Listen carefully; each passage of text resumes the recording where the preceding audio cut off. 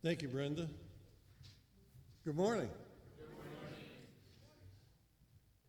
Somebody's out of sync back there.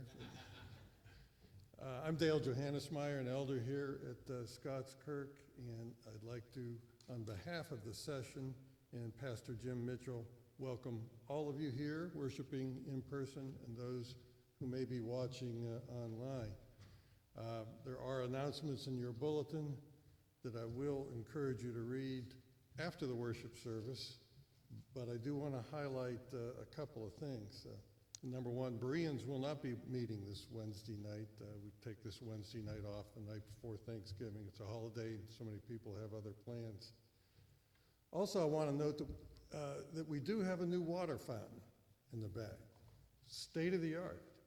Good filtered water, nice and cold, and it also has a bottle filler on it also. So I'd like to thank the deacons for getting that done, and especially our brother Rich Troutman, who was here at least 3 days, all day, waiting for FedEx to show up with the water fountain. And they finally did, but Rich was very patient in getting that here and getting it delivered and getting it installed. I also want to note the announcement on officer nominations. It's that time coming up where in early January we will have elections for officers in this church, in this denomination. So I definitely encourage you to prayerfully consider who might be qualified. There's the note in the bulletin will steer you towards what are the criteria for the officers. If you have any nominations, any elder will take a nomination that you have, but you also have to know that the final say on what comes before the congregation as far as officer nominations is the session. So not everybody who you suggest will appear when we have our elections in early January. Frankie Watson has an announcement to make.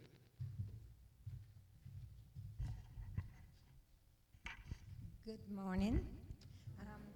This announcement is for our ladies. Sorry, you guys, but it's a women's tea, and it is going to be on September the 8th.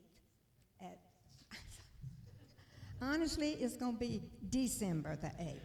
I was just looking to see if y'all are paying attention, okay? At 3 o'clock in the afternoon, and it is at Cherry Cleveringa's home, and she has invited us to come. And just so you know, if you like to bake or make special little goodies, spicy or savory or sweet or whatever, you can talk to Sherry and she will let you know what we need and how you can be involved. That's if you like to make special goodies. Also, we have these invitations, and if you don't have one already, Sherry and Yamira back there have extra invitations, and all of the information you need for the tea is on this. Did I say everything? Yep. Okay. Listen to this sermon. I know it's going to be good.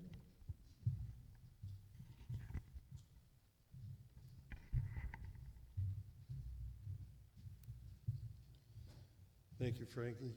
And also we would invite our pastoral intern, Don Walker, to come up and make an announcement to keep you all informed.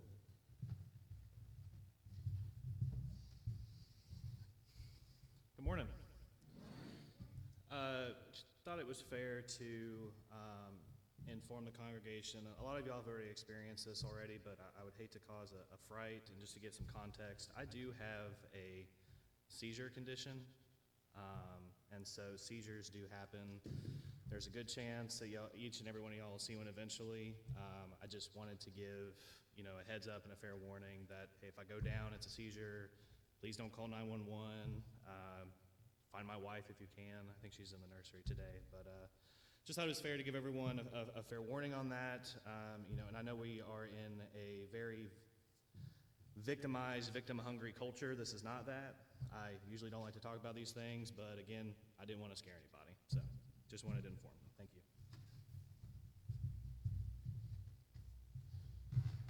And just to let you know, there's no truth to the rumor that if Don happens to have a seizure and pass out here, that you are free to paint a mustache on him.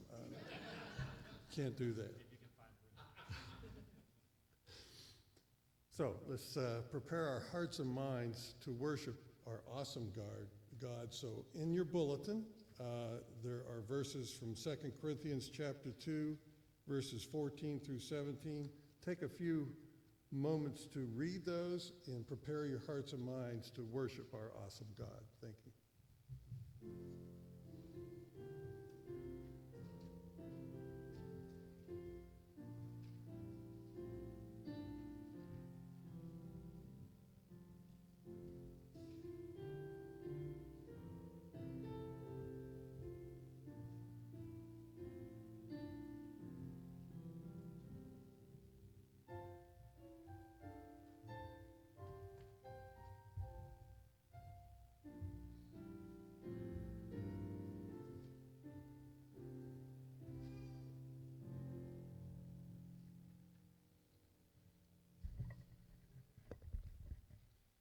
Our call to worship this morning is from Psalm 66, verses 1 through 4. Shout for joy to God, all the earth. Sing the glory of his name. Give to him glorious praise. Say to God, how awesome are your deeds. So great is your power that your enemies come cringing to you. All the earth worships you and sings praises to you. They sing praises to your name. Amen. So, we're going to begin our worship service by standing and singing a medley of hymns. I want to make sure you all are listening to me now. This is something we haven't done before. We're going to sing first from Trinity Hymnal number 98, the first three verses of that, Now Thank We All Our God, and then we will go to Trinity Hymnal number 715, so you may want to put your thumb or index finger in that spot and sing verses 1 and 4. So first three verses of 98, and then 1 and 4 of 715, Come Ye Thankful People Come. Let us stand.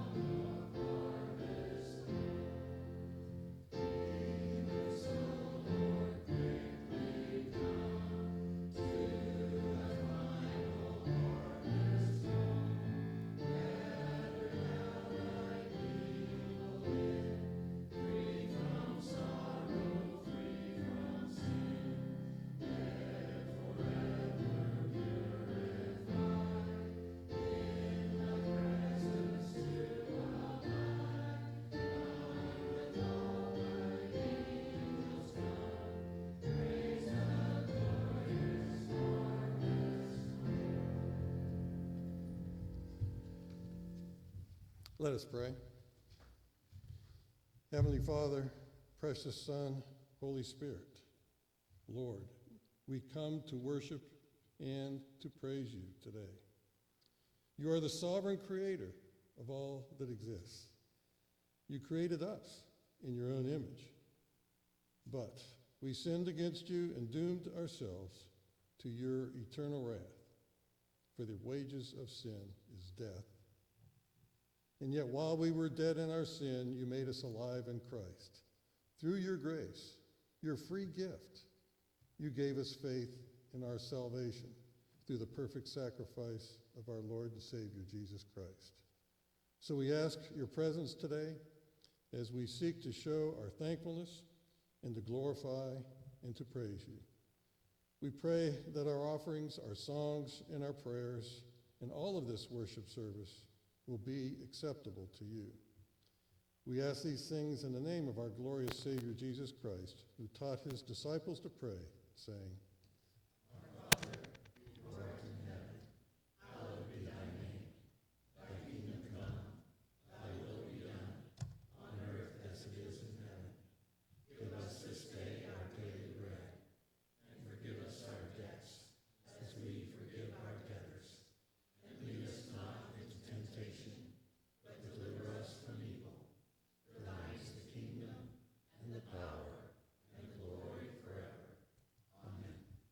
Please be seated.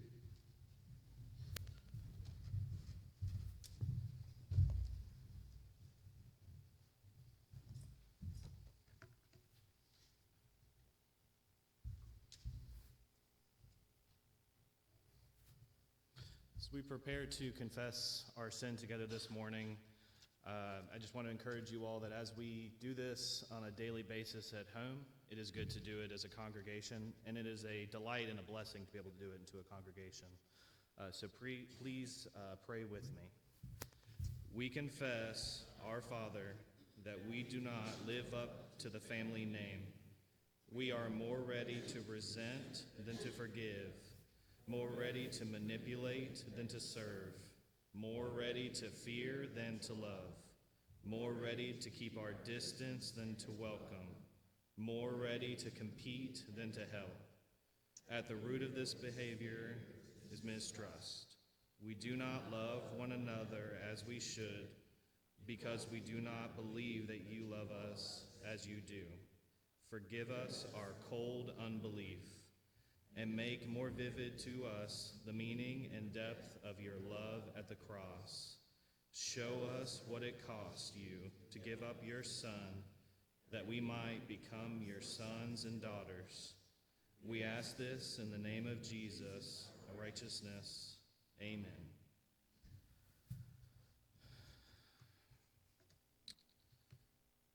Please accept this assurance of pardon for all those who have truly trusted in Christ.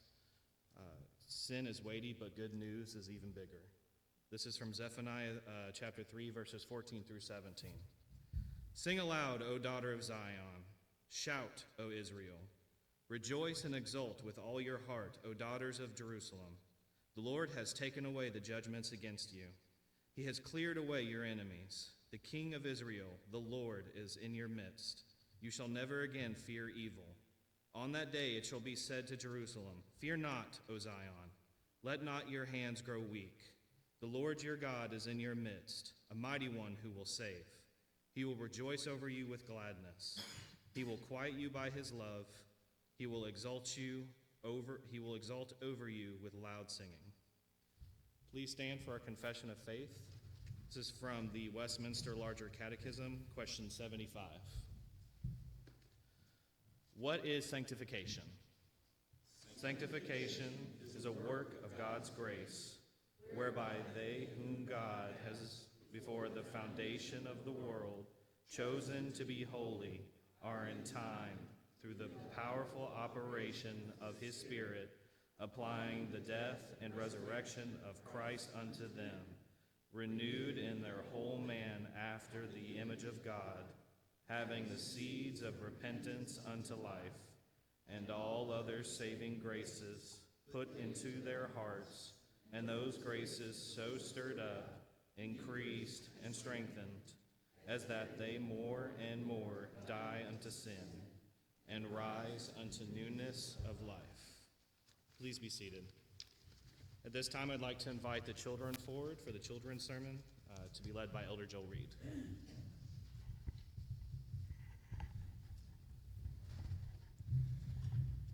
Good morning. Guess what? We're going to talk about another word. Thanksgiving. We can talk about that, but I don't know that that's going to be necessarily in the scripture today. But in the scripture, there's going to be a word, and that word has a really negative connotation to a lot of us. And connotation just means meaning. That we bring up an image of things that are negative. But back in that day, there were times when people couldn't pay a debt. And that debt would cause them to be put into what was called slavery, meaning that they had to work for that person until that debt was paid.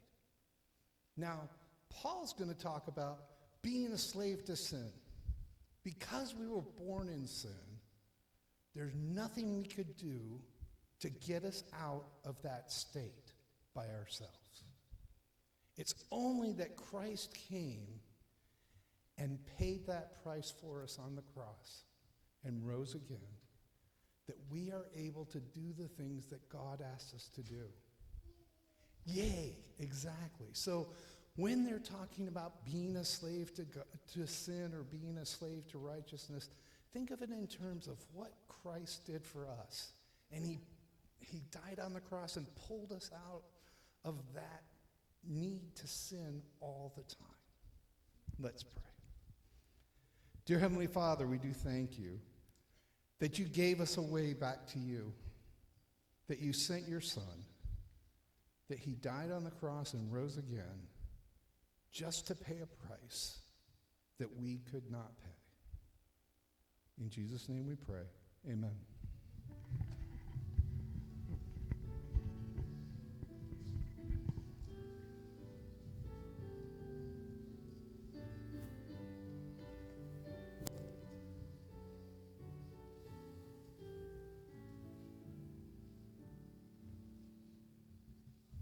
Thank you for that, Joel. Our scripture reading this morning is from John 8, verses 12 through 38. This is the word of the Lord. They went each, Again, Jesus spoke to them, saying, I am the light of the world. Whoever follows me will not walk in darkness, but will have the light of life. So the Pharisees said to him, You are bearing witness about yourself. Your testimony is not true. And Jesus answered them, Even if I do bear witness about myself, my testimony is true.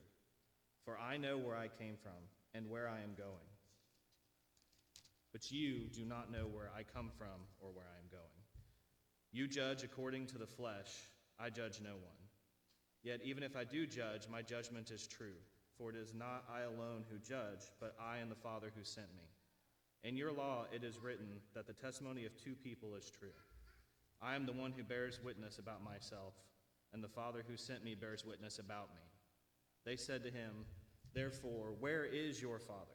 Jesus answered, You know neither me nor my Father. If you knew me, you would know my Father also.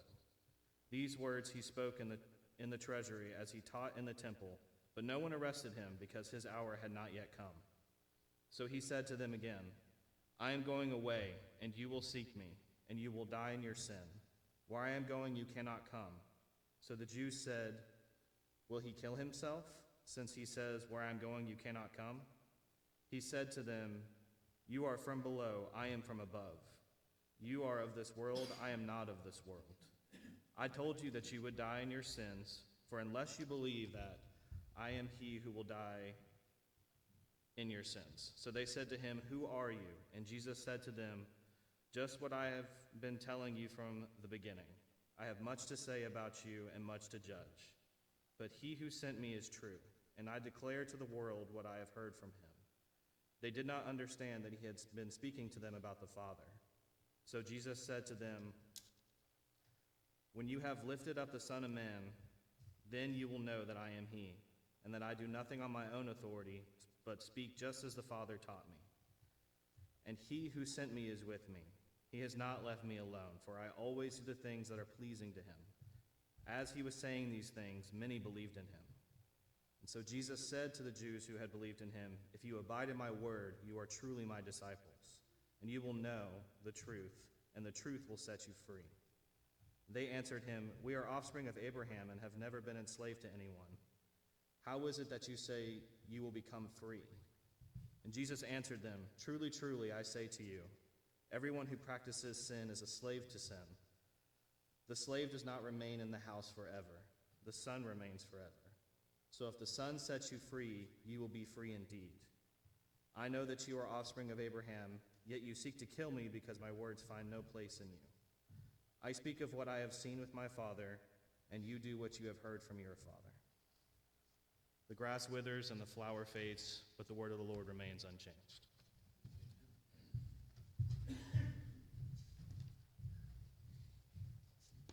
And let us bow before the Lord once again in prayer. Gracious Heavenly Father, we come before you with gratitude in our hearts for who you are and what you have done and are doing and will do. We thank you for your love, which goes to eternity past. You, O Father, Son, and Spirit, as you manifest that love in your own being, so in this world you have chosen to show that love in redeeming a people for yourself, and then in the fullness of time, bringing about all that was necessary, even the death of your own flawlessly righteous Son. O Father, this gift that you have given is earned by him, but credited to us. Our sin, what we have earned that deserves death, credited to him. How thankful we are that we can come before your presence and be received and heard, counted as holy, and we have this opportunity to worship you in his name, and you hear our prayers as they come before you in the mediator between God and man, the Lord Jesus Christ. O Holy Spirit, be with your people. Comfort and give peace in the gospel. Give assurance to those who know the Lord Jesus. If any do not yet trust in him, O Lord, we thank you that they are here or hearing this message today. We pray for them. Lord, if there are any with doubts, with questions about your word, would you aid them and give their minds rest, ultimately under your yoke, Lord Jesus, for your yoke is easy, your burden is light, compared to that burden of sin, which does always lead to death. Father, aid your people to battle sin, to wage war against it, and to put on what you have given us in your goodness, in your righteousness, your law, because you know this world that you have made. You know what we need. Help us to seek your face and to love what you love and to hate what you hate all the more, so that we would be blessed in the keeping of it. We thank you, Father, for all the ways in which you have blessed us. There's so much to be thankful for the gift of human love, for your people, your word, for the air that we breathe, for life, for being called to come before you today and worship, to know of the gospel, to hear it proclaimed, that you have given us children, grandchildren, the relationships that you have in the church, that you've given us teachers and elders and deacons. Father, we give you praise for all these things, and we ask that you uphold us with your sustaining grace as a body, so that those in Somerville, those in the places where we live and work and play, would see that we belong to you, and that they would be drawn to the love which is made manifest in us. Even as Christ is the light of the world, may we be salt and light in the culture more and more, to the praise of your glorious grace. Oh, Father, we ask these things knowing that our flesh is weak, but you are strong, and we ask for the strength to live out the Christian life by the power of your Spirit, to will your good pleasure more and more. Transform us by your word, even today. Do not allow us to leave this place as we have entered, but make us more like Christ, more like him in all of his righteousness and conformity to your will, O Lord. Be with those who have any material needs, physical needs. I think of many in our congregation who are recovering from surgeries, from difficulties, medical problems which abide. We pray for Herb Outloud and Crystal Mitchell. We pray for those who are caretakers. We pray for Rick Evans and others. Lord, we know that this is not an easy task. Give them sustaining grace. Father, we pray for our youth and the children of this church. What a blessing that you have given them to know the word from their earliest days. Continue to build them up in the nurture and admonition of you, and use this body, use the gifts and callings that you have given, and particularly their parents, Lord. Bless those mothers and fathers who have this commitment to see that your word is central in the house. Father, give them the fruit which is to the praise of your glorious grace in the lives of their children. We thank you, Lord, that we live in a land where we can worship you freely. We do not take this for granted, but we call upon you and ask that you would sustain this in the days ahead, that you would bless your people even as you judge sin in a nation which has turned against you in many respects. We ask in your wrath, remember mercy, O Lord. We pray that you would guard and protect your church, ultimately spiritually, but moreover materially, if you are so willing. We continue to lift Don Walker, our intern, before you and praise you for his ministry and how you have given him these gifts and called him. We pray for Jen and for Samuel. We ask that you would keep him free from seizures or remove this from him entirely, if it would be your will, so that he is able to most freely serve you. We ask this knowing that if it is not your will, you may be glorified in the difficulty. We know that in all the circumstances of this life, you have called us to be thankful. Whether good times or bad, you have called us to be thankful in your finished work in the gospel. And we recognize that one day, soon and very soon, all things will be made new. We will know a life free of sin. We will know a resurrected body and perfect communion with you and all the saints and the angels who ceaselessly praise you. But until that day, Lord, give us the confidence of pilgrims going to a better land. Help us to live as those whose citizenship is in heaven, who have an enduring city, a kingdom that cannot be shaken. We thank you, Father, that you are sovereign over all things. We do pray for those in authority. We ask that you would turn them towards your face, your word, that they would kiss the Son, Lord, and do your will. Restrain their hands from doing evil. We ask, Lord, that particularly you would cause reformation, revival even, to break out again, just as you have done in the past in this land as a result of your word being faithfully proclaimed by the church. We pray for seminaries, that they would faithfully raise up ministers and missionaries and church planters who would proclaim this word you have given, neither adding to it or subtracting from it. We pray for the chaplains. Lord, we pray for Jeremy Canaan. Lord, we pray for his ministry here in the Tri-County area, the Joint Base. We ask, Lord, that you would be with all those chaplains who give counsel to people of many different backgrounds with many different struggles. Father, give them grace to aid those whom they serve, for we ultimately serve you, our God and our King. You are our Master and our Lord, and it is good because you are good and you do good for your people.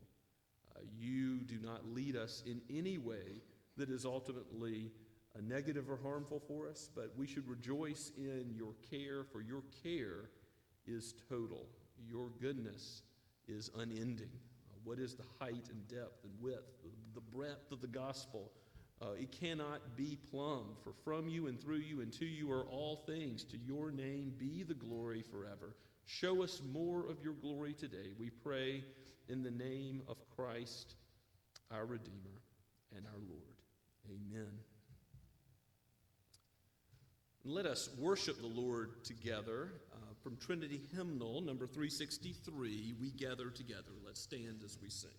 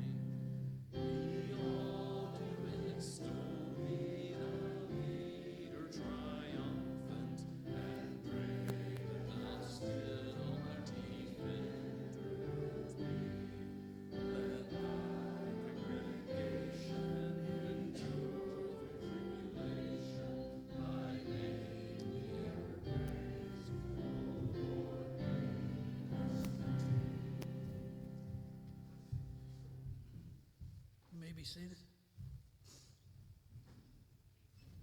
Shall we pray? Father in heaven, we come before you, the people in need of you.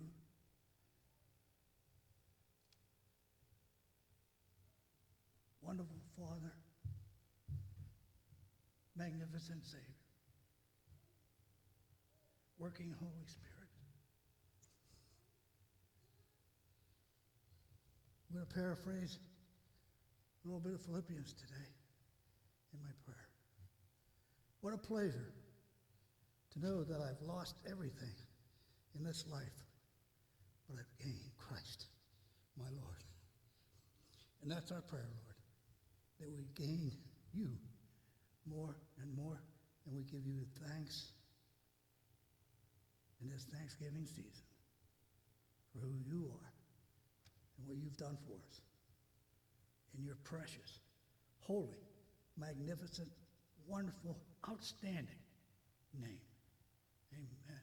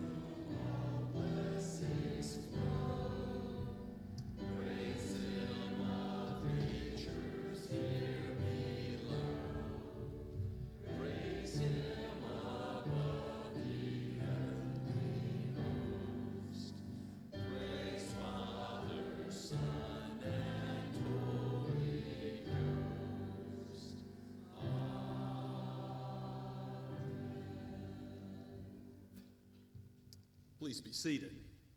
And turn with me, if you would, to the book of Romans. We're looking at the last half of chapter 6 this morning, Lord willing, verses 15 through 23. And as you might recall, Paul is talking about the subject of sanctification. From chapters 3.5 through 5, justification, how we're made right with God based on the work of Christ, not what we've done, but what he's done. That's been the theme. And now there's the objection that some false teachers have put forward. Well, then does it not matter how we live? And Paul's begun to answer that in the first half of chapter 6. Do we go on sinning since grace will cover all of our sins? Does the gospel encourage sin? And the answer is absolutely not. May it never be. You can see in verses 1 and 2 of this chapter. Paul's going to use another metaphor, another way of explaining it in our text today that has to do with, as was already mentioned in the children's sermon, the image of slavery or servitude. And of course it is true in the Roman Empire there were many slaves, and not all of their circumstances were the same. Some were abusive and very bad relationships between master and servant, but some were more like indentured servitude. So they're not, you shouldn't think equivalent to American chattel slavery in this country necessarily. Many had been slaves at some point in their lives and were no longer slaves. Even in the church in Rome, there would have been people very familiar with this concept of having a master. And of course, Paul is going to argue that our master as believers, as Christians, is the Lord Jesus Christ. So that union with Christ, meaning that we're dead to sin and alive to righteousness, that he's already begun to flesh out, is going to be put in these terms to help us understand that, yes, the gospel does call us to righteous living, and it's a fact that grace produces new life in those that are redeemed. So again, we'll pick up in verse 15 and read down to the end of the chapter. This is penned by the Apostle Paul and breathed out by the Holy Spirit for each of us today. Let us heed God's word. What then? Are we to sin because we are not under law but under grace? By no means. Do you not know that if you present yourselves to anyone as obedient slaves, you are slaves of the one whom you obey, either of sin, which leads to death, or of obedience, which leads to righteousness? But thanks be to God that you who were once slaves of sin have become obedient from the heart to the standard of teaching to which you were committed, and have been set free from sin, and have become slaves of righteousness. I am speaking in human terms because of your natural limitations, for just as you once presented your members as slaves to impurity and to lawlessness, leading to more lawlessness, so now present your members as slaves to righteousness, leading to sanctification. When you were slaves of sin, you were free in regard to righteousness. But what fruit were you getting at that time from the things of which you are now ashamed? The end of those things is death. But now that you have been set free from sin and have become slaves of God, the fruit you get leads to sanctification, and its end, eternal life. For the wages of sin is death, but the free gift of God is eternal life in Christ Jesus our Lord. Let's pray and ask for God's help.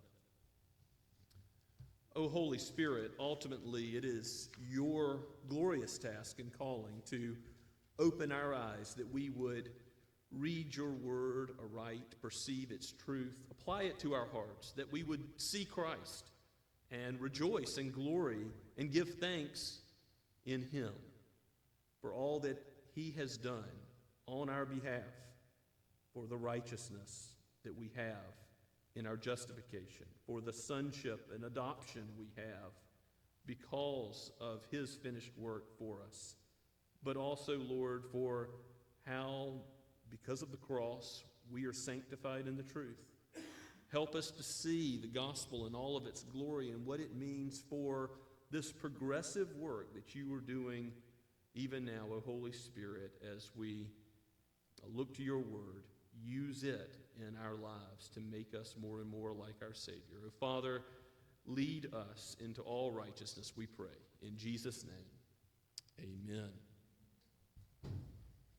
So the false teachers in Rome that were suggesting that the gospel of total forgiveness of sin, regardless of what you have done or will do, doesn't that lead to living that is sinful? That's an objection that came out in the Reformation as well. The Roman Catholic Church said that this gospel that Martin Luther and John Calvin and John Knox and others are teaching, it leads to lawless living. But anytime justification by faith, total forgiveness of sin based on the life of Christ and nothing about your own life is proclaimed, this is a natural way the human mind works.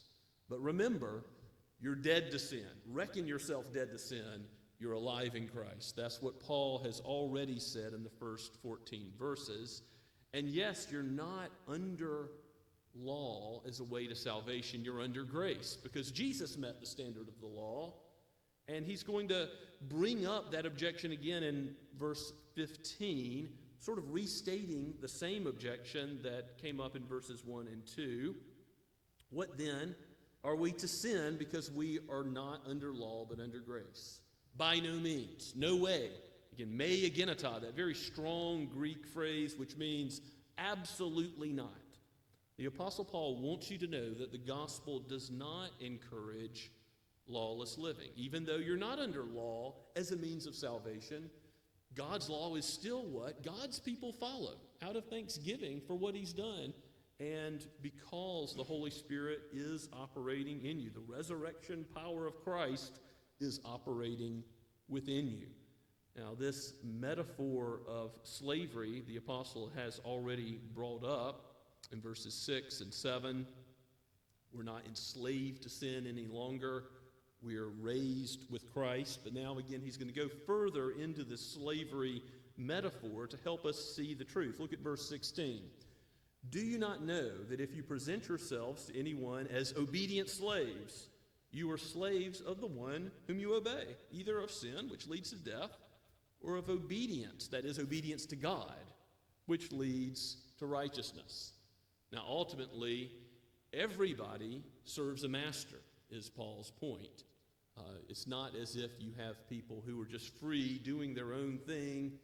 No, if you're free of mastery of God, you're mastered by yourself, which is ultimately mastery by sin. You're in Adam's race, and you're ultimately dead to the things of God. Ephesians chapter 1 says, you don't know that you're a slave to Satan and evil, but you are. And so that does have implications for how we interact with unbelievers, with evangelism, with apologetics. There's no neutral ground. Jesus says you're either for me or against me. And it is the case that if someone is not converted, has not trusted in Christ for justification, then they are free in regard to righteousness, but they're slaves to sin. This sanctification process that we're about as Christians is only possible. It only begins once we know God and the freedom that Christ gives us, which is freedom indeed, as John chapter 8, which was read earlier, tells us. If the Son sets you free, you are free indeed.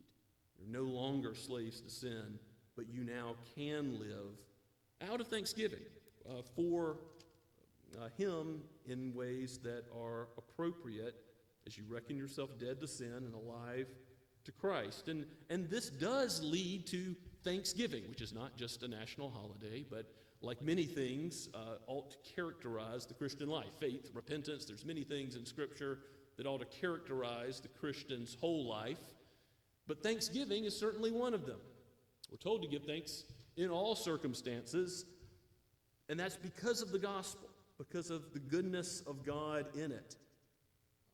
only the believer can ultimately give thanks to God for what he's done in Christ. And you will notice in verse 17 that the way we give thanks to God, but thanks be to God, the apostle's saying for us, that you were once slaves of sin, you have become obedient from the heart to the standard of teaching to which you were committed. That is, you've been given the law. God, who's made this world, knows what's best for you, and he's given you the law. Why? For your good.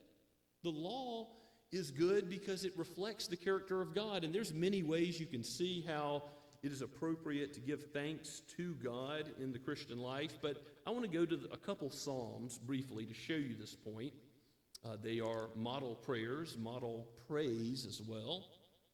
Go to Psalm 100, a wonderful short psalm, a call to worship the Lord, and it calls us to thanksgiving as well, to give God thanks for the gospel, which again is not just justification, but also our sanctification, ultimately our glorification. It's the full-orbed gospel that Paul is presenting in the book of Romans. So let's read Psalm 100 together. The very title, a psalm for giving thanks, gives us a clue where we're going. Make a joyful noise to the Lord, all the earth. Serve the Lord with gladness. Come into his presence with singing. Why? What is there to sing about? Know that the Lord, he is God. It is he who has made us, and we are his. We are his people and the sheep of his pasture. Enter his gates with thanksgiving. Every single Lord's Day we come before the Lord. Every time we pray in our homes, in our closet, we go before the Lord. It ought to be with thanksgiving. Enter his gates with thanksgiving, his courts with praise. Give thanks to him and bless his name. And again, the psalmist is saying, why should we bless his name? The next verse is going to give us some logic. For the Lord is good. The Lord's goodness is unending. It's infinite. His steadfast love, that's his covenant love. That's his gospel love in Christ. His steadfast love endures forever. His faithfulness to all generations. And you can go to Psalm 119, the great long psalm using the Hebrew alphabet as an acrostic to tell us about God's word and all the joys of it. There's a whole bunch of verses. I've put some in your outline that you might reflect on here. But let me draw your attention to just a few. The psalmist again and again gives God praise for how wonderful his word is and what it does in his life. Go to verse 37, if you would. It says, turn my eyes from looking at worthless things and give me life in your ways. Well, that's one thing God's word does. It redirects our love away from the things that moth and rust destroy, away from the things that are fading away, fleeting pleasures, and to the eternal joy of God and his ultimate life that we will enjoy with him. He will be our portion forever. You can go further in the psalm to verse 68. So Psalm 119, verse 68. Speaking of God, the psalmist says, you are good and you do good. Teach me your statutes.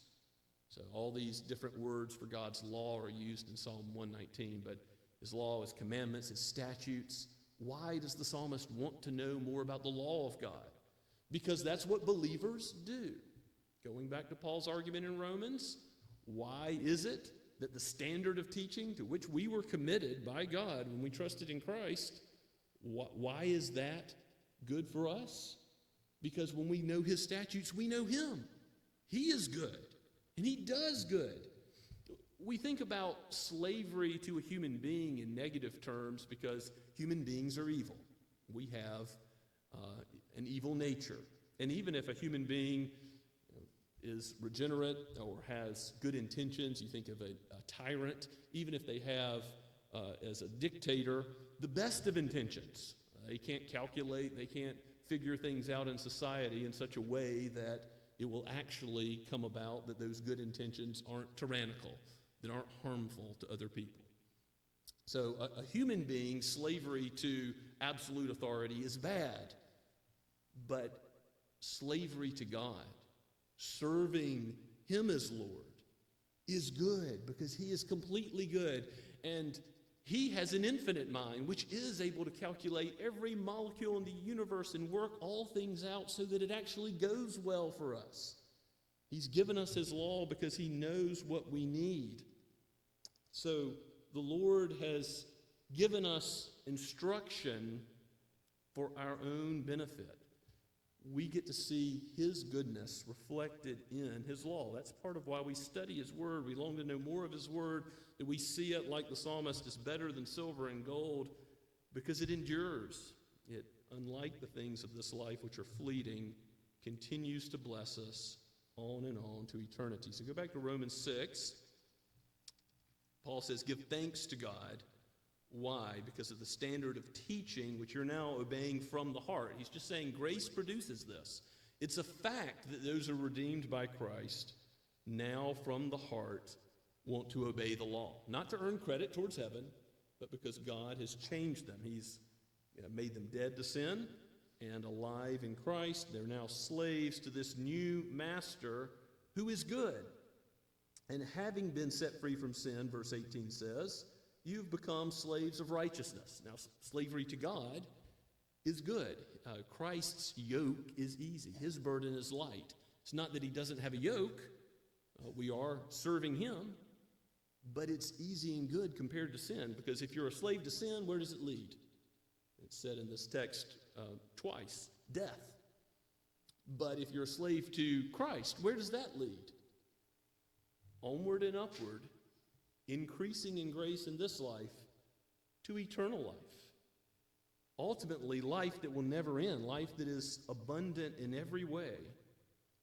Having been set free from sin, being a slave to righteousness, slavery to Christ, slavery to this kingdom that endures forever, this is good indeed. And Paul says in verse 19, just in case you're getting confused by all the slavery imagery and how that's bad on a human level, even if it's the less bad type of slavery, indentured servitude and whatnot, I'm speaking in human terms because of your natural limitations. Just as you once presented your members as slaves to impurity and lawlessness, leading to more lawlessness, now present your members, again, your hands, your feet, your eyes, your ears, your mouth, your tongue. Present your bodies to do what God has called you to do. Present them as slaves to righteousness, which leads not to more and more death, but to more and more life, to sanctification. Or the word for sanctification is the same root word as the word holy, so more holyification, more and more being made like the goodness of God, the holiness of God, how he is perfectly distinct from evil in every way.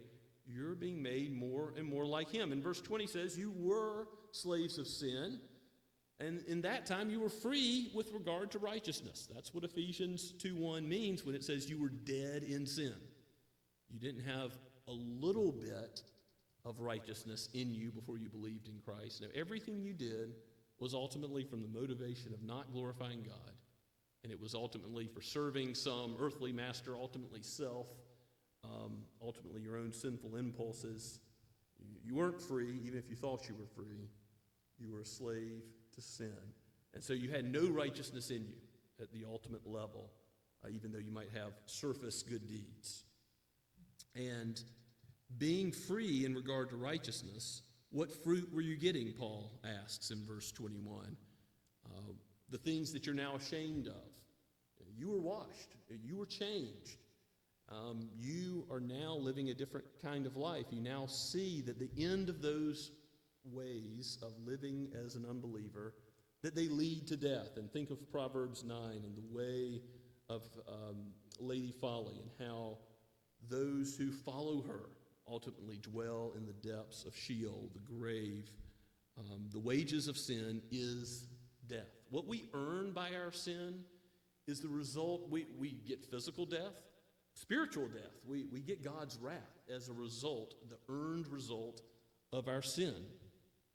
And when we think about the guilt of our sin, it ought to lead us to do what verse 22 says. But now that you have been set free from sin and have become slaves of God, the fruit you get leads to holyification, sanctification, and its end, eternal life. And I think you can look back in our bulletin at the longer definition that the Westminster Larger Catechism gives in question 75 of what is sanctification exactly. What is this process that God, as a matter of fact, engages all believers in?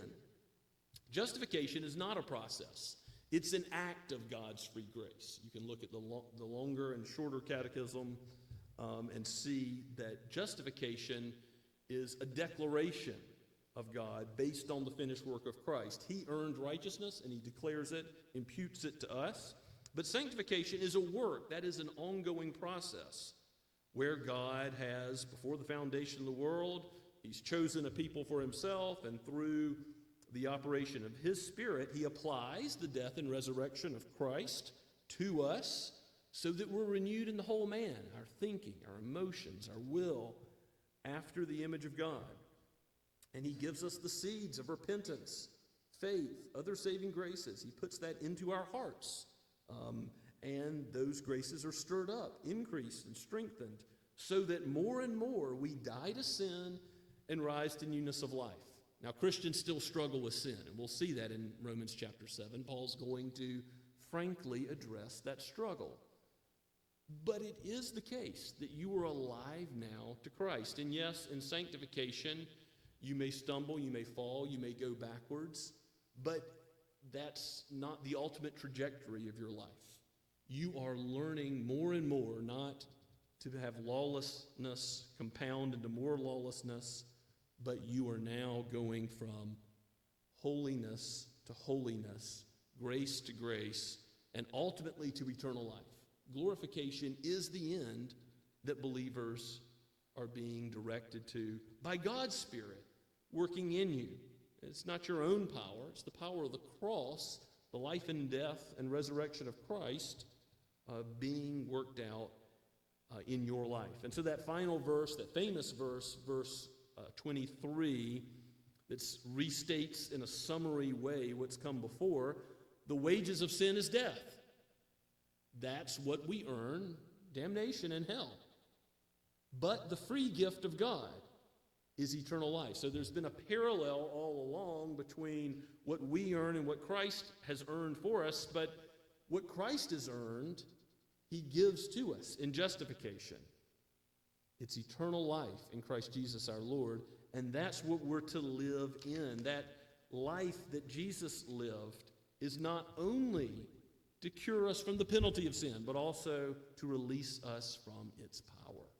And so Paul wants you to know that if you understand the gospel, Christ is not just your Savior, he is your Lord. Occasionally you get Christians talking about being a carnal Christian, or I believed in Jesus, I walked down an aisle, I signed a card, I raised my hand, whatever, I prayed the sinner's prayer, but I kept living exactly the same way as I lived previously, but I was a carnal Christian. I was saved, but Jesus wasn't my Lord yet.